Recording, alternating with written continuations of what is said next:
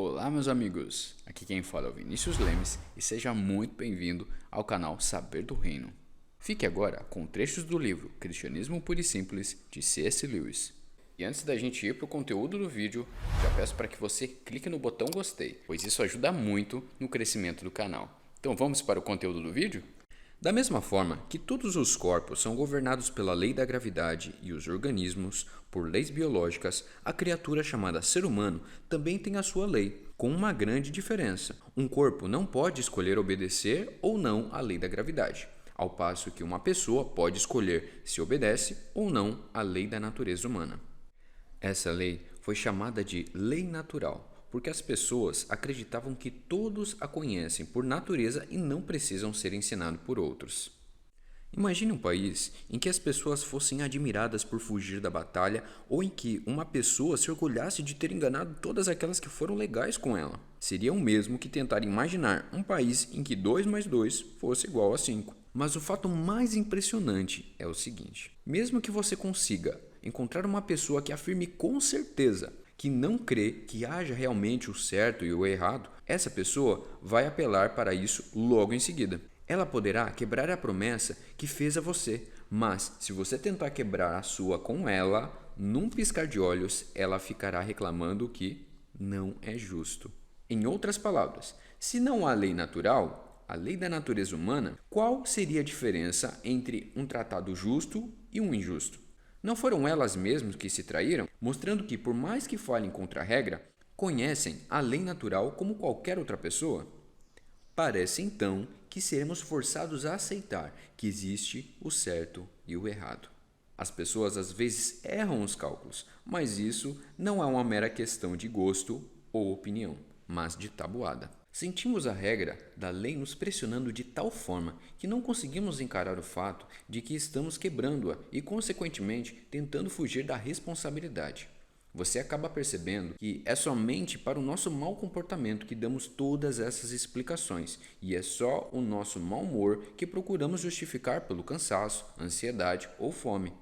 Já o nosso bom humor atribuímos a nós mesmos. Estes são, então, 2 pontos que eu gostaria de destacar. O primeiro é que os seres humanos de todos os cantos do mundo têm essa ideia curiosa de que devem se comportar de determinada forma e não conseguem realmente não fazê-lo. E, em segundo lugar, os indivíduos, na verdade, não se comportam dessa forma.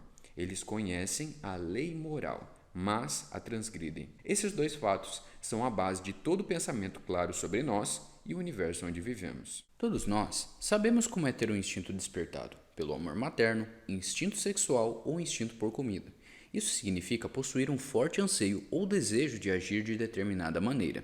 É claro que às vezes sentimos precisamente esse tipo de desejo de ajudar outra pessoa e, sem dúvida, esse desejo é decorrente do instinto gregário. Mas sentir o desejo de ajudar alguém é bem diferente de sentir que você tem a obrigação de ajudar independente da sua vontade.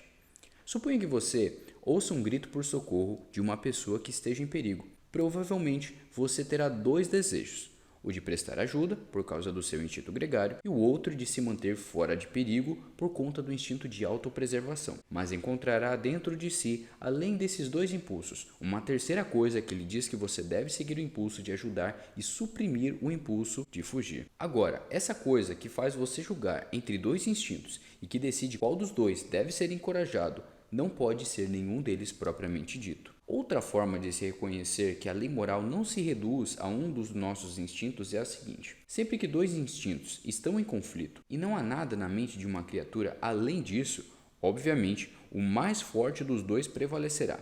Todavia, nos momentos em que estamos mais conscientes da lei moral, normalmente parece que ela recomenda que optemos pelo lado mais fraco dos 2 impulsos. Você provavelmente deseja ficar em segurança mais do que deseja ajudar uma pessoa que esteja se afogando, mas a lei moral diz para ajudá-la assim mesmo. Nesse sentido, a lei moral não é um único instinto ou conjunto de instintos, mas sim algo que produz um tipo de tom, o tom que denominamos bondade ou conduta correta que direciona os nossos instintos. Aliás, esse assunto tem enormes consequências práticas. A coisa mais perigosa que você pode fazer é pegar o impulso de nossa própria natureza e determiná-lo como regra a ser seguida a todo custo, pois todos eles, sem exceção, têm o poder de nos transformar em demônios se os estabelecemos como guias absolutos. Outros me escreveram dizendo: Será que o que você chama de lei moral não é apenas uma convenção social, algo que nos foi incutido pela educação?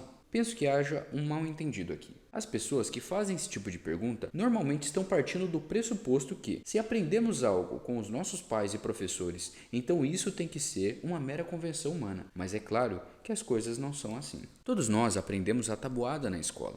Já uma criança que tivesse sido criada numa ilha deserta não a conheceria, mas certamente não poderia inferir disso que a tabuada seja uma simples convenção humana, algo que os seres humanos tenham inventado para si e poderiam ter feito diferente se o desejassem.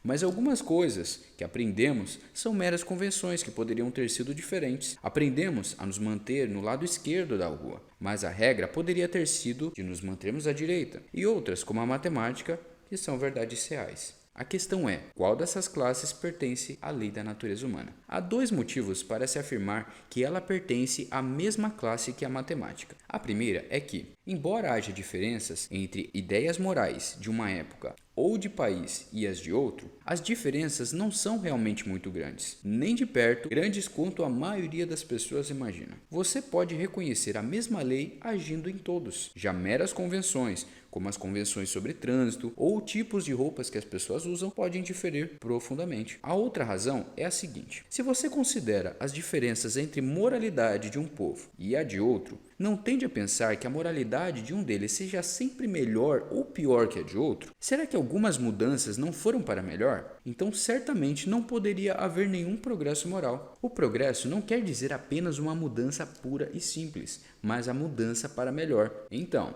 se nenhum conjunto de ideias morais fosse verdadeiro ou melhor do que outro, não haveria sentido preferir a moralidade civilizada à moralidade selvagem, ou a moralidade cristã à moralidade nazista. No exato momento em que você diz que um conjunto de ideias morais pode ser melhor que a de outro, estará na verdade medindo ambos de acordo com um padrão, dizendo que um deles está mais em conformidade com aquele padrão do que o outro. Entretanto, o padrão que mede as duas coisas é diferente da própria moralidade. Você está na verdade comparando ambos com uma moralidade real, admitindo que algo é uma verdade real independente do que as pessoas pensam e que as ideias de algumas pessoas se aproximam mais do que é realmente certo do que outras. Ou vamos colocar nos seguintes termos: se suas ideias morais podem ser mais verdadeiras e as dos nazistas menos, deve haver alguma moralidade real de acordo com o qual sejam verdadeiras. Se a regra de comportamento digno significasse simplesmente o que cada nação decidisse aprovar, não faria sentido dizer que qualquer nação já teria sido mais correta do que qualquer outra em seu julgamento. Assim como também não faria sentido dizer que o mundo pode se aperfeiçoar ou degenerar moralmente. Muito bom, meus amigos. E se vocês gostaram desse vídeo, clique aqui no gostei. E para mais vídeos como esse, é só clicar aqui no sininho. Que Deus abençoe, um forte abraço e a gente se vê.